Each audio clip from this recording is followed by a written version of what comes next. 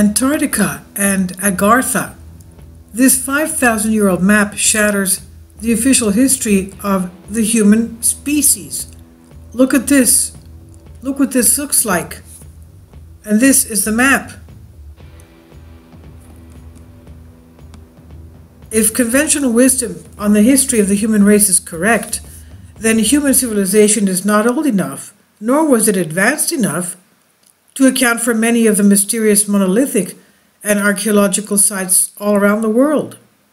Places like Göbekli Tepe in Turkey, the Bosnian pyramids, and Adam's calendar in South Africa beg the same question.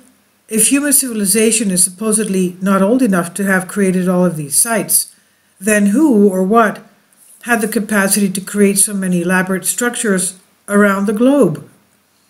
It's clear that our understanding of our own history is incomplete, and there's plenty of credible evidence pointing to the existence of intelligent and civilized cultures on Earth long before the first human cultures emerged from Middle East around 4000 BC.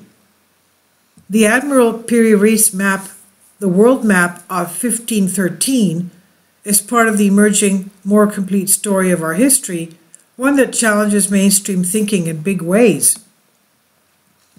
Map making is a complex and civilized task, thought to have emerged around 1000 BC with the Babylonian clay tablets.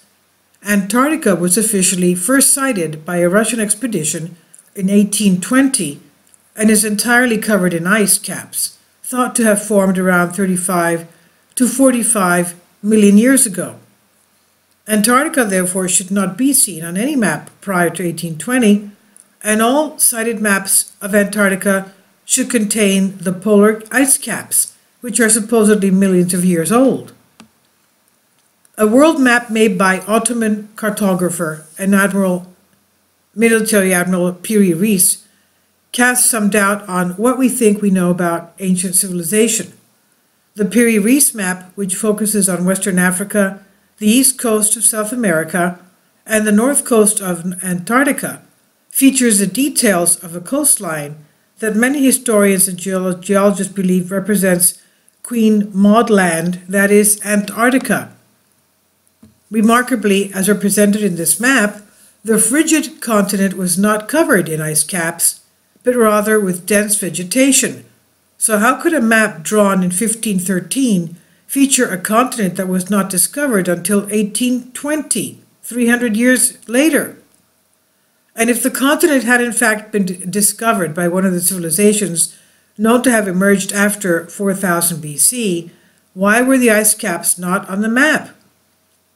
The paradoxes presented by the map were of little significance to the world until Charles Hapgood, a history professor from New Hampshire, USA, claimed that the information in the Piri-Reis map supported a different view of geology and ancient history.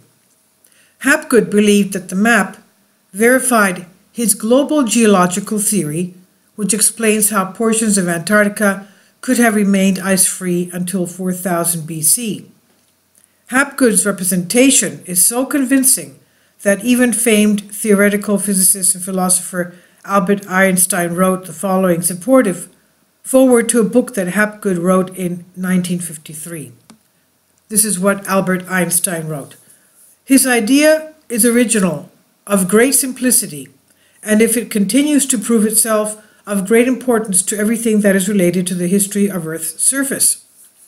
So if Hapgood is right, and Antarctica could have remained ice-free until 4000 BC, that's 6,000 years ago, that means all this tremendous amount of ice on Antarctica is only 6,000 years old. Unquestionably not a hoax, the map is certifiably authentic, but the information on the map is of mysterious origin. Piri-Reis himself notes that the map was drawn from information sourced from there are older maps, charts and logs, many of which Hapgood suggests may have been copied and transcribed repeatedly since before the destruction of the ancient Library of Alexandria, Egypt, which wiped out the literature of antiquity and vast cultural knowledge. And we know that the Library of Alexandria was built during the time of Alexander the Great. He established the city of Alexandria in Egypt under his name, and that's what housed all this vast ancient knowledge. It burnt down with everything in it. So a lot of knowledge of the ancient world was lost from that fire of the Alexandria Library of ancient Egypt.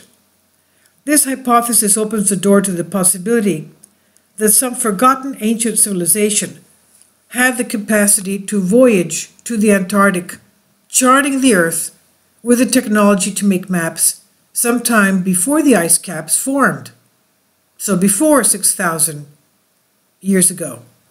A significant departure from our present understanding of our history. The absence of the ice caps in the Piri-Reis map is peculiar, and in 1960 Hapgood brought his theories on this to the attention of the United States Air Force.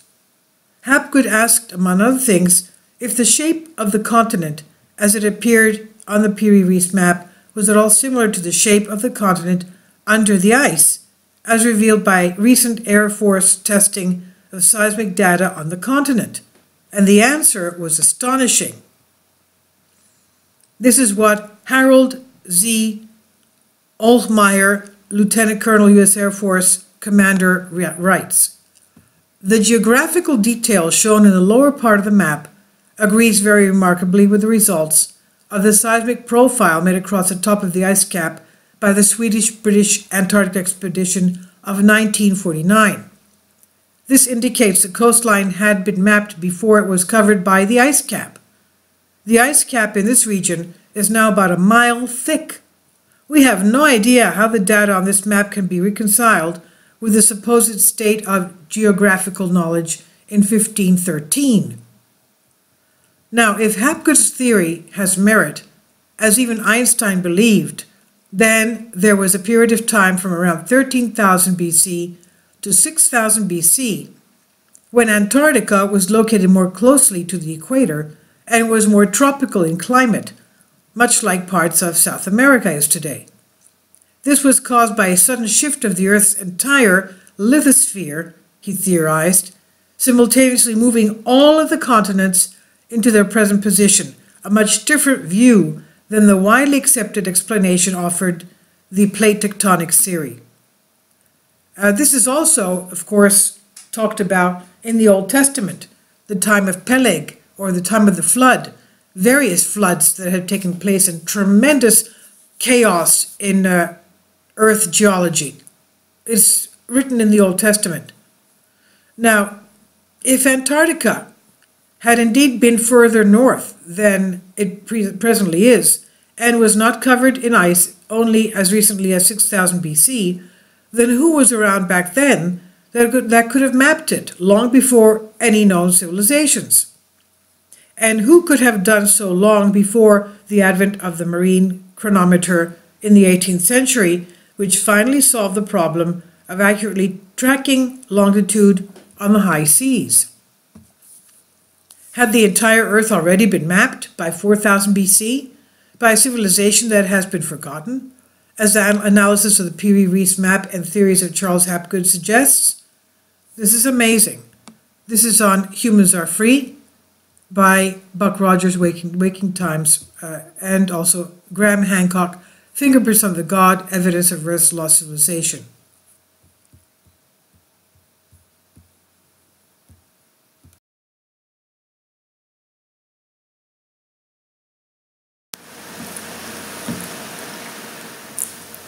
If you'd like to join me on my Patreon account, you will hear content not covered by mainstream media. These riveting stories will be based on my research, and I will state my opinions and give my personal insight on diverse and controversial subjects and world events not covered by mainstream media, and not supported by YouTube guidelines. So whatever I have on my Patreon, most of those will not be on my YouTube channel. Please consider becoming a member today. More of the most significant and important videos will be on my Patreon channel. Your support helps me to continue my research and keeps this YouTube channel alive. and we depend on your support, your generous charity, because we help economically challenged families here in Athens, Greece, in Kapota, and we also help the young generation with university tuition and the community around our church. Thank you.